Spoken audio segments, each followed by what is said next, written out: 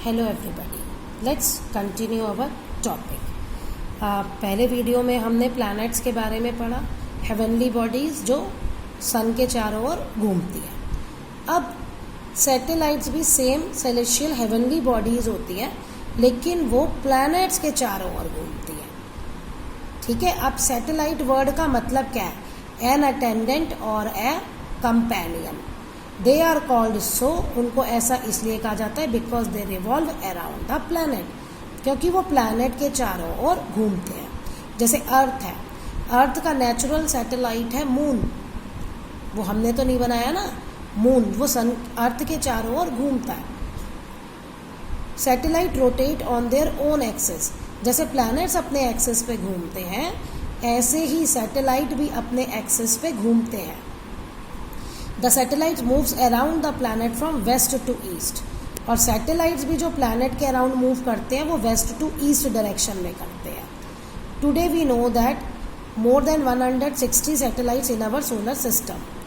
तो आज हमें पता है कि हमारे सोलर सिस्टम में 160 से भी ज़्यादा सैटेलाइट्स हैं। मरकरी एंड वीनस ही हैं ये दो ऐसे प्लैनेट्स जिनका अपना कोई सैटेलाइट नहीं है। Like planets, satellites also do not have their own light. जैसे planets की अपनी कोई heat and light नहीं होती, ऐसे ही satellites की भी अपनी कोई heat and light ये emit नहीं करते। They shine, वो इसलिए चमकते हैं because they reflect the light of the sun, क्योंकि वो sun की light को reflect करते हैं। हाँ जी, अब हम satellites के बारे में पढ़ रहे हैं, तो अर्थ का मेन सैटेलाइट क्या है? मून। तो हम मून के बारे में पढ़ेंगे। The moon is the only natural satellite of our planet earth. तो अर्थ का देखो, मरकरी और वीनस का तो कोई सैटेलाइट है ही नहीं, और अर्थ का क्या है? सिर्फ एक सैटेलाइट है, moon. It is the closest celestial body to the earth. और अगर हम देखेंगे, स्पेस में जाएंगे तो सबसे पास अर्थ के क्या है? मून ही है। और इसका डिस्टेंस अर्थ से 384,400 किलोमीटर है। अब इसकी भी अपनी कोई लाइट नहीं होती। It reflects the light of the sun, ये सन की लाइट रिफ्लेक्ट करता है। और रात में, अब तो हमारे स्ट्रीट लाइट लग गई है ना, लेकिन जहाँ स्ट्रीट लाइट नहीं होती और एंशिएंट टाइम में लोग जो है मून की लाइट में ही चलते थे। मीन्स जो मतलब सोर्स ऑफ लाइट होता था रात को, वो मून की ही लाइट होती थी। ओके, अब वेरी इंपॉर्टेंट कि मून आप देखते हो appears to increase and decrease in size. Size बढ़ता घटता रहता है ना। हमारे बेसिकली चार हैं, हम उसे क्या कहते हैं? एक होता है हमारा फुल मून, पूरा चांद होता है जिस दिन, न्यू मून जिस दिन चांद नहीं होता, फिर हाफ मून, क्रेसेंट मून। ये सारी हमें अलग अलग शेप्स दिखती हैं। और ये जो होता है, जो पोजीशन ये चेंज, अपना जो साइज चेंज करता है, उसको हम कहते हैं faces of moon. It appears at different position and in different shapes at different time. अगर आप रोज रात को देखो तो मून की आपको जगह भी अलग नज़र आएगी और शेप भी अलग नज़र आएगी। तो these are called phases of moon. अब लूनर कैलेंडर जो होता है वो फेसेस ऑफ मून के अकॉर्डिंग ही बनता है। तो वो अब आप फेसेस ऑफ मून पढ़ेंगे। ठीक है, phases are due to the revolution of the moon around the earth. Earth के चारों ओर घूमता है, तो अर्थ के चारों ओर घूमते हुए जितने पार्ट में से लाइट हमें मून की रिफ्लेक्ट होते हुए अर्थ पे आती है, वही पार्ट हमें नज़र आता है। ठीक है जी। अच्छा, अब है the moon takes 27 days and 8 hours to complete one revolution around the earth. अच्छा, अब अर्थ के चारों ओर घूमने में मून कितना टाइम लेता है? 27 days 8 hours। जैसे अर्थ सन के चारों ओर घूमने में, एक रिवोल्यूशन कंप्लीट करने में अर्थ 365 days 6 hours लेती है, ऐसे ही मून अर्थ को का रिवोल्यूशन कंप्लीट करने में 27 days 8 hours लेता है। The visible shape of the moon that reflect light changes from night to night. अब वही लाइट जो मून रिफ्लेक्ट करता है अर्थ तक पहुंचती है, वो एक रात से दूसरी रात चेंज होती रहती है।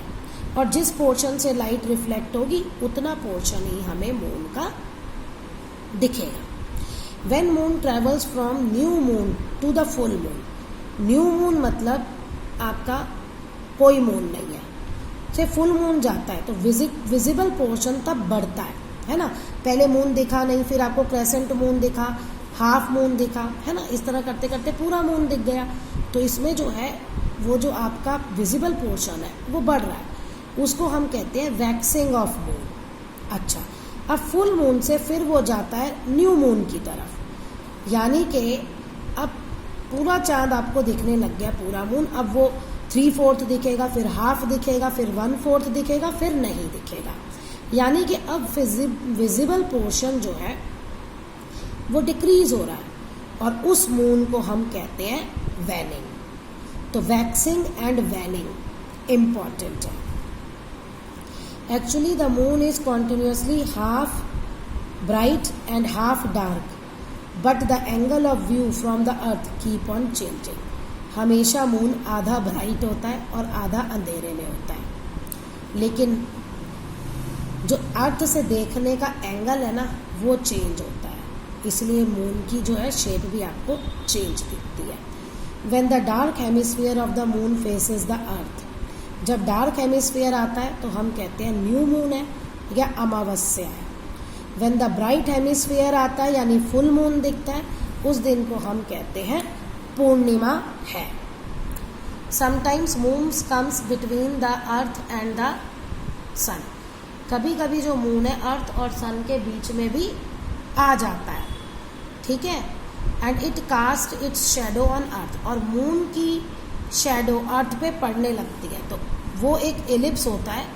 और इसको हम क्या कहते हैं, जब मतलब मून का बहुत ज़्यादा इम्पॉर्टेंट रोल है एक्लिप्स में, ठीक है। When it covers the sun completely, और जब ये सन को पूरा कंप्लीट कवर कर लेता है तो हम उसे कहते हैं टोटल सोलर एक्लिप्स। और रात में, दिन में भी डार्क हो जाता है, अंधेरा हो जाता है। और when the earth comes between the sun and moon, और जब अर्थ सन और मून के बीच में आ जाती है तो लूनर इक्लिप्स होता है। There is no air and water on the moon, earth पे ना, मून पे ना एयर है ना वाटर है। It does not have atmosphere like earth, जैसे अर्थ का एटमोस्फेयर है ना ब्लैंकेट ऑफ एयर, ऐसे मून पे कोई भी एटमोस्फेयर नहीं है। और इसी की वजह से मून दिन में बहुत ज़्यादा गर्म हो जाता है और रात में बहुत ज़्यादा ठंडा हो जाता है, और इसी वजह से कोई एटमॉस्फेयर नहीं है, इसलिए मून के सरफेसेस पे बहुत बड़े बड़े गड्ढे हैं जिनको हम क्रेटर्स कहते हैं। तो वहाँ पे एस्टेरॉइड्स, मीटेरोइड्स है ना, मीटर्स, वो भी बहुत ज़्यादा गिरते रहते हैं। जुलाई 21, 1969 को 2 अमेरिकन एस्ट्रोनॉट नील आर्मस्ट्रॉन्ग और एडविन एड्रेलिन ने मून पे कदम रखा था, और तब उन्होंने ये मून का सरफेस देखा